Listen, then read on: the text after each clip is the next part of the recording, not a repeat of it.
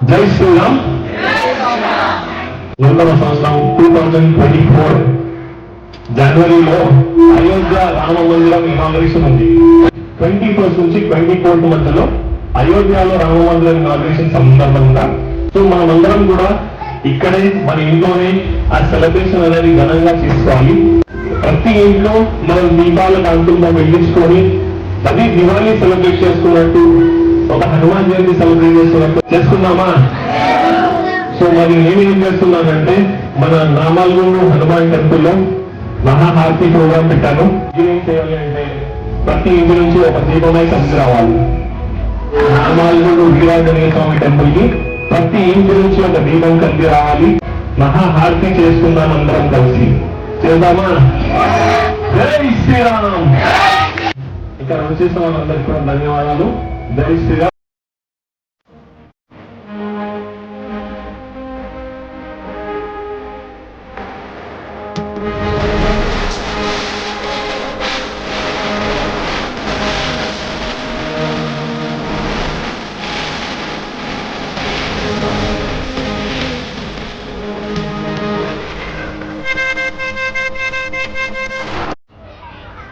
మన హారతి ఇవ్వబోయేది అన్ననే. అన్న మీ పేరన్నా? మనీష్ అన్న. మనీష్ అన్న. అన్న ఈ హారతి గురించి కొద్దిగా చెప్పండి అన్న. ఈ హారతి వచ్చేసి మహాహారతి అనమాట. దీంట్లో మనం పూజా విధి విధానం ఎలా చేస్తామో అట్లా స్టేజ్ వైజ్ హారతి ఉంటుంది అనమాట. స్టార్టింగ్ వచ్చి మన దీపం గురించి స్టార్ట్ అవుతుంది. దీపం తర్వాత ధూపం, ధూపం తర్వాత మన పంచహారతి, తర్వాత నక్షత్ర హారతి, మళ్ళీ ధూపం వస్తుంది. దాని తర్వాత కర్పూరం హారతి అనమాట. ఇట్లా స్టేజ్ వైజ్ హారతి ఉంటాయి అనమాట. ఓకే. సో ఇది మనకి చూడడం అంటే ఇది టేక్స్ 30 to 40 minutes టైం పడుతుంది అనమాట. ఈ కంప్లీట్ హారతి అవ్వడానికి ప్రిపరేషన్ టైం కూడా కలుపుకుంటే మనకి బిఫోర్ అండ్ ఆఫ్టర్ కలుపుకుంటే మనకి ఓవరాల్ 1 hour టైం పడుతుంది అనమాట ఈ కంప్లీట్ హారతి చేయడానికి. అన్న ఇది ఎన్ని ఇయర్స్ నుంచి ఇస్తున్నారు? అంటే డైలీ ఇస్తారా? ఎక్కడెక్కడ? అంటే ఇప్పుడు బేసికలీ ఈ ఆరతి వచ్చేసి గణేష్ చవితి టైంలో, నవరాత్రి టైంలో ఇస్తాను అనమాట. నేను ఇది ఆరతి ఇవ్వబట్టి లాస్ట్ ఇయర్కి 10 years కంప్లీట్ అయినాయి. ఓకే. ఇది వచ్చి 11th year ఇది. ఇప్పుడు మీకు దాని కంప్లీట్ హిస్టరీ కావాలంటే నా ఫేస్బుక్లో ఉంటుంది. ఇప్పుడు ఎప్పటి నుంచి ఇస్తున్నా ఏంటి అనేది నా ఫేస్బుక్లో, ఇన్స్టాగ్రామ్లో నేను కంప్లీట్గా చూడొచ్చు హిస్టరీ మొత్తం అవుతుంది. ఓకే. Thank you.